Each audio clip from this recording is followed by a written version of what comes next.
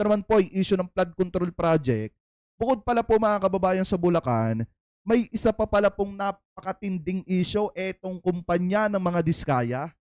Dahil pala mga kababayan, eto pong St. Gerald Construction, meron palang sabit din mga kababayan sa San Pedro, Laguna, na kung saan nirereklamo po ito ng mga residente doon dahil po dun sa mga palpak na proyekto na ginawa po mga kababayan nito pong St. Gerald Construction na pagmamayari ng mga diskaya. So eto, pakinggan po natin.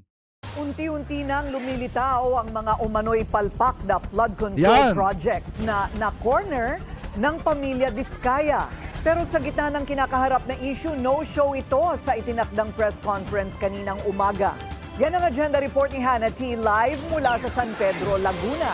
Hannah, ilan ba ang mga proyekto dyan ng sinasabing gawa ng kumpanya ng pamilya Diskaya? Corina, dito pa lang sa may San Isidro River sa San Pedro, Laguna, 2 projects ang hawak ng St. Gerard Construction ayon sa LGU. Yung isa dyan, tila tinipid daw sa materyales at itong pangalawa naman, hindi nakatulong sa pagpigil ng baha dito sa lugar. Pero inyo, yayaman nga talaga. Magiging bilyonaryo nga talaga mga kababayan pagka ganyan yung ginagawa ng isang construction company na kung saan tinitipid nila yung mga materyales ng isang proyekto ng gobyerno. Siyempre, biruin nyo, di ba, pinakita ko sa inyo kagabi, yung nadiskubre natin na isang interview na kung saan, sa sobrang daming koleksyon ng mga mamahaling sasakyan, biglaan din yung paglobo ng yaman. At aminado naman sila kung saan ang galing mga kababayan yung yaman nila dahil nga, buhat daw nung nakasungkit sila ng isang proyekto galing po sa gobyerno noong 2014 mga kababayan hanggang sa panahon ni dating Pangulong Duterte, doon na nagtuloy-tuloy yung pagyaman ng mga diskaya. So ngayon kung titingnan nyo, yayaman nga talaga sila ng sobrang yaman at aabot nga yung kanilang asset ng bilyon kung talagang ganito po yung ginagawa nila na tinitipid nila yung mga proyekto ng gobyerno mga kababayan na naka-assign sa kanila. Ang dapat sana'y simpleng repair lang ng dike sa Santo Niño, San Pedro, Laguna na uwing perwisyo para sa mga residente. Around 2022, may inagos umano na backhoe. Tumama sa dike at may nadamay na bahay. Ang nakatakdang dapat umaksyon ang kontratistang St. Gerard Construction, isa sa mga kumpanya ng Diskaya family ng Pasig City. Dapat ayun lang i-repair nila.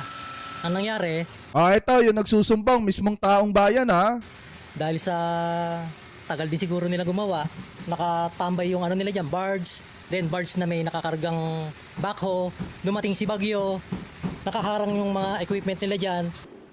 Dahil nakatenga raw ang barge at backhoe ng kumpanya, hindi naging free-flowing ang tubig. Taong 2023, nang sabayan ng masamang panahon, gumuho raw ang porsyon ng pader sa likod ng water station kung saan nagtatrabaho si Michael. Sa kasamaan nun, kinakayod na pala yung ilalim ng lupa. Hanggang sa bumagsak na po yung pader namin dyan, yung dike rin namin. Itinuro pa ng mga residente ang likod ng water station na sila na lang daw ang nag-ayos. Naghanda na rin daw sila ng sandbags sakaling may panibagong pagguho. Dapat daw, last year pa natapos ang construction ng kumpanya rito. Pero ang progreso ng proyekto, hindi pa ramdam ng mga residente. Ayan na yung progress, pero dito sa amin wala pang progress. Kaya kami hanggang ngayon nangangamba pa rin pagka sana wala dumating na malakas na bagyo. Katunayan, halos di ba dapat ang ginagawa dito mga kababayan, pagpalpak ang gobyerno, dapat pagpalpak ang proyekto na galing po sa gobyerno, dapat yung mga construction company binabalikan po yan. Di ba dapat binabalikan yan? Pagpalpak yung proyekto na ginawa ng isang construction company na namakyaw ng proyekto galing sa gobyerno, dapat ang ginagawa nila, binabalikan nila yan. Kasi pananagutan po nila yan tuwing masisira mga kababayan. At ang pagkakaalam ko sa isang kontrata, bago po magpirmahan, nakalagay po yan na dapat kapag ka nasisira yung proyekto na ginawa po nila, dapat sila po mga kababayan yung gagawa ulit.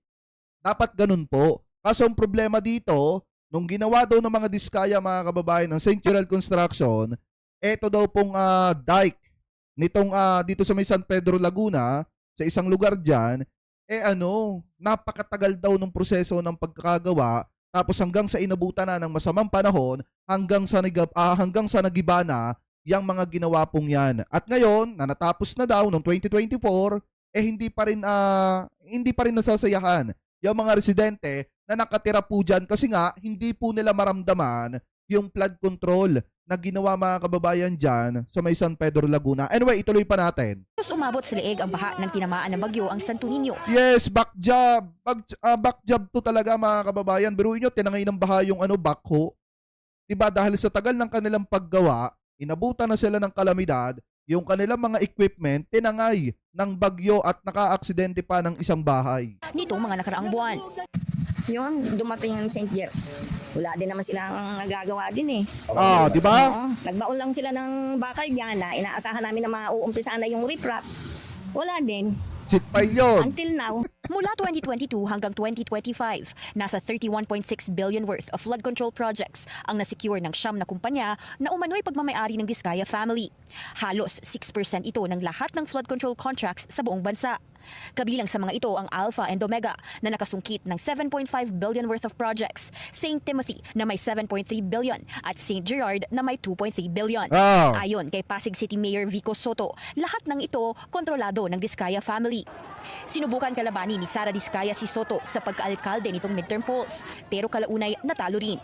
Nitong nakaraang linggo, mismong si President Bongbong Marcos ang nainis matapos makita ang isang 96.4 million peso flood control project sa Bulacan na palpak daw ang pagkakagawa. Okay, Ang tanyo? kontratista rito, St. Timothy Construction, na Pero inyo mga kababayan yung nasa Bulacan, mismong si Presidente ang nakakita po niyan. At yan naman po ay napag-usapan na po natin noong nakaraang araw. Ngayon, ang nakakagulat kasi dito, bukod pala dun sa mga proyektong palpak na ginawa po dyan sa Bulacan, ng kumpanya ng mga Diskaya, meron pala din silang ginawa dito sa San Pedro, Laguna, na palpak din. At hindi daw maramdaman ng mga taga doon. Ang ginawa lamang daw mga kababayan, nagbaon ng bakal at akala daw nila masisimula na yung mga recrapping. Pero ang nangyari, wala pa daw. konektado rin sa pamilya Diskaya. Sa 545 billion pesos na flood control projects, 100 billion lamang napunta sa ilang malalaking firms, habang mahigit 6,000 projects, wala ring detalye kung ano talaga ang naipatayo. Historically, nasuspend na ang St. Gerard ng 2015. Alam niyo mga kababayan, nagulat nga ako dito. Kasi nakita ko din do sa Sumbong sa Pangulo website, yung pangalan ng construction company na pinagtrabahuan dati ng airpot ko. Kung matatandaan nyo yung mga matatagal dito, di ba na ikwento ko sa live natin minsan, nasa showbiz pa tayo noon, na yung airpot ko na aksidente pero tayo yung nag-shoulder nung gastos.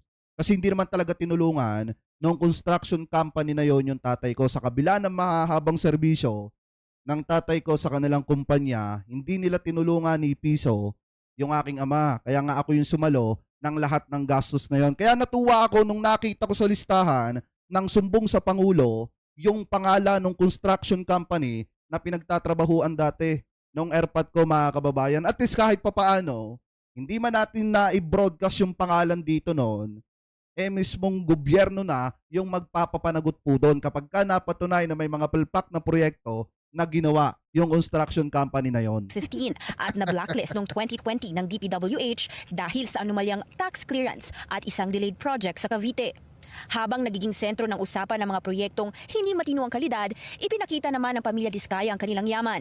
Sa panayam ng Bilyonaryo News Channel Ayan, ni Sara at Curly Diskaya noong 2024, ipinagmalaki nila ang nasa 4 na po sa higit 100 luxury cars nila sa garahe. Etong pinapakita dito mga kababayan, yan po yung 40 na mga mamahaling sasakyan sa 100 mahigit na koleksyon po nila. Biruin nyo nasa 100 mahigit yung mga koleksyon nila na mga mamahaling sasakyan at yung mga pinakita lamang nila dito, yung 40 dun po sa 100 na koleksyon nila ng mga sasakyan. Ilang ang mga brand na sila lang daw ang meron sa Pilipinas. Sinimulan nila ang St. Gerard noong 2003 hanggang nabigyan daw sila ng pagkakataon sa isang big project noong 2014. Doon na raw nagtuloy-tuloy ang kanilang success. Mula doon sa hindi nyo alam sa pambayad ng tuition, walang paggatas ng mga bata. Ngayon pong 2024, magkano po yung asset na pinag-uusapan natin ng pamilya Diskaya? Hindi namin kinocompute pero yung mga ganun po. Parang kapalan ng title ng ano nyo, ng station nyo. Grabe no? Yung channel nyo, parang ganun lang din. Hanggang ngayon, wala pa ring official statement na natatanggap ang Bilyonaryo News Channel mula sa Diskaya Camp. Ngayong araw, inasahan ang dapat sanay pagharap ni Sara Diskaya sa media. Kaya lang, hindi ito sumipot sa isang press conference kung saan bahagi siya ng panel kasama ang PDP laban. Doon ipinanawagan ng partido kay Pangulong Bongbong Marcos na huwag mamili ng iimbestigahang contractors ng flood control projects. Si PDP laban Deputy Spokesperson Ferdinand Topacio nilinaw na hindi siyang abogado ng mga diskaya. I have no involvement. I have no involvement with the Diskayas. Kami nagpapatawag na imbestigahan. That would be a clear conflict of interest. Hindi rin daw niya alam kung bakit wala si Diskaya kanina. Pero sakaling imbitahan siyang maging abogado nito, sagot ni Topacio. Not for any amount, kahit anong i-offer nila sa akin, I will not serve as counsel for any of the contractors. Kasi nga, PDP is calling for an investigation.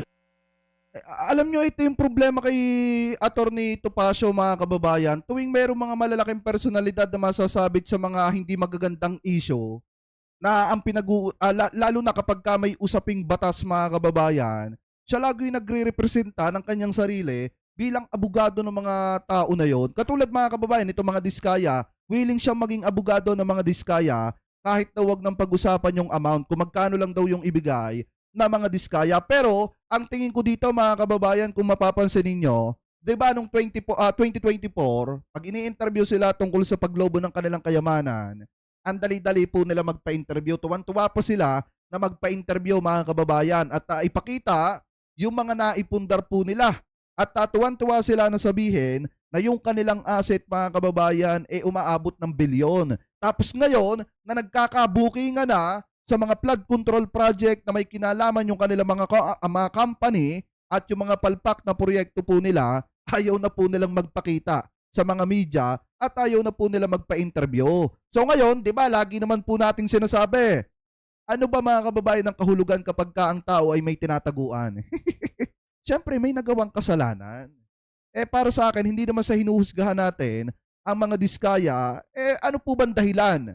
Bakit ayaw po ninyong magpakita sa media at ayaw po ninyong sagutin yung mga katanungan ng mamamayang Pilipino kung saan napunta yung ibang mga budget na nakalaan para po sa mga flood control? Bakit may mga lumalabas pong balita na tinipid nyo lamang daw po yung iba ninyong mga proyekto na may kinalaman sa flood control at iba pa na proyekto ng gobyerno?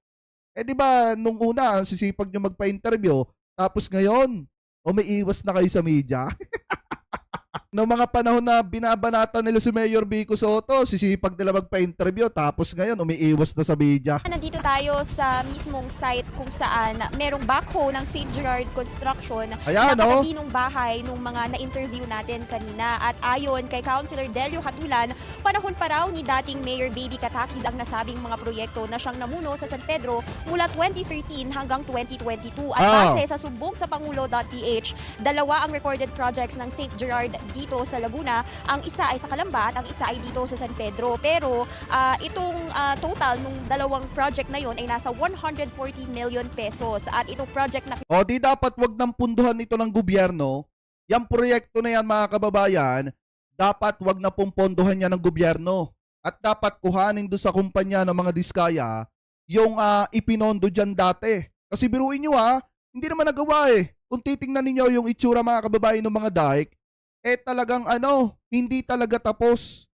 At kung makikita nyo, 2014 pa pala ito ginagawa, hanggang ngayon hindi pa tapos, mga kababayan, at ganyan pa rin po yung itsura. Kaya dapat talaga, yung mga budget na nakalaan po dyan, dapat ipalabas dun sa mga kumpanya ng mga diskaya. Para na sa ganun, kahit papaano, hindi magastusan ng mga gobyerno. Tama yung sinasabi ni PBBM mahiya naman kayo. Natatayuan natin ngayon ay hindi kasama doon sa listed projects sa website. At usually, Corina, makikita natin yung mga project cost sa tuwing meron tayong makikitang ganitong construction, doon nakalagay yung bidder, kung magkano itong proyekto. Pero itong site kung saan tayo nakatayo, wala yung ganoong banner. At ayon kay Tulan, kasama na sa proposed 2026 budget ng DPWH ngayong taon ang repair at construction ng mga proyekto ng St. Gerard na napuntahan natin ngayong araw. Corina. So lumalabas, Hana, kung ano man ang problema sa mga ginawa ng kontraktor. Tsaka sa totoo lang, mga kababayan, tandaan nyo pagdating kasi sa mga dike, hindi naman po tayo engineer, pero mostly kasi, sabi ko nga sa inyo kanina, yung tatay ko dati po nagtatrabaho sa ganyan. I think foreman siya ng isang construction company. And then nakikita ko, mga kababayan, kapag kasi mga dike na ganyan, mostly ang ginagawa po nila, binabaon na nila ng zip file and then nire-recrap nila para mas matibay mga kababayan. Kasi pag yung tatay ko yung gumagawa, hindi niya tinitipid. Kahit pa mga kababayan, ang katuwiran ng tatay ko, marami naman mga materyales, bakit titipirin? Ang gusto nga nun, nakikita na matagal. Inaabot ng taon yung mga proyekto po nila. Kaya dapat ang ginagawa dyan sa zip file na yan, ang ginagawa dyan sa mga flood control na yan, nire-rekrapan mga kababayan yung bawat gilid. At kung maaari pa nga, dapat may mga butas pa yan na labasan sadya o pasingawan para hindi gumuho agad. Ngayon, kung titingnan nyo, dito po sa mga proyektong ito, na naandi dito, di ba halos hindi pa tapos yung iba, tapos wala pang recrap mga kababayan. Kaya nga dapat, ipabalik yung pera na ipinondo ng gobyerno dyan at ipagawa ulit yan ng bago. Na iyan, pinondohan ulit ang repair.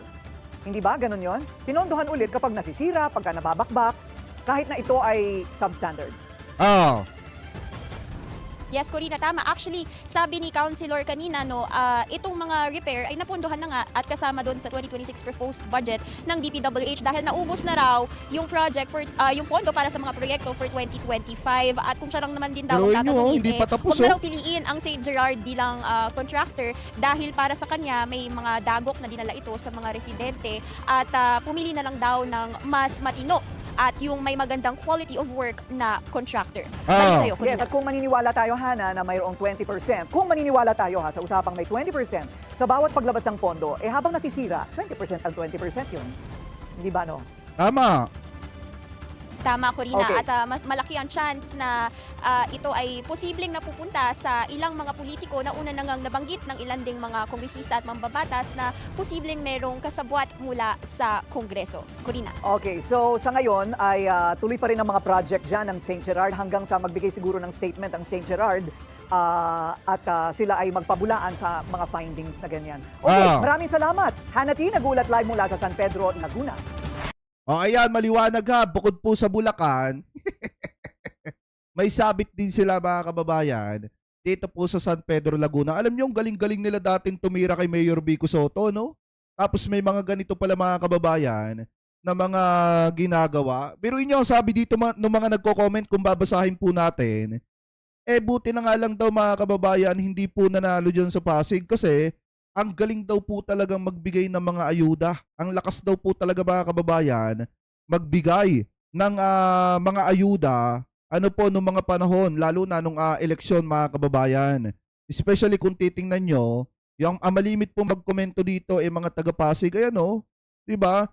Nang nabigyan ng pagkakataon, hayon, tuloy-tuloy ang pangungurakot ng mga diskaya. Yan po yung comment dito, kung babasahin po natin. Sabi pa dito, buti na lang, hindi nanalo dito sa amin sa Pasig. Panay ang bigay ng ayuda dito sa amin sa Pasig. Yan yung sabi, oh.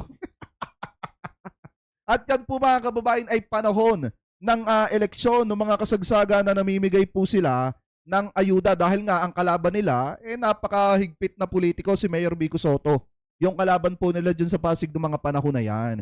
So ngayon kung titingnan ninyo, ang lakas-lakas magbigay ng ayuda pero ganito pala yung ginagawa mga kababayan sa mga proyekto na nakukuha po nila sa gobyerno. Ano po? So kayo, ano po ang komento ninyo mga kababayan? Hingil po dyan sa topic na yan na tinalakay po natin. Comment below na lamang po kung ano po masasabi ninyo dito na kung saan bukod pala sa Bulacan, may palpak din palang proyekto dito ang mga diskaya. Diyan po mga kababayan sa San Pedro, Laguna.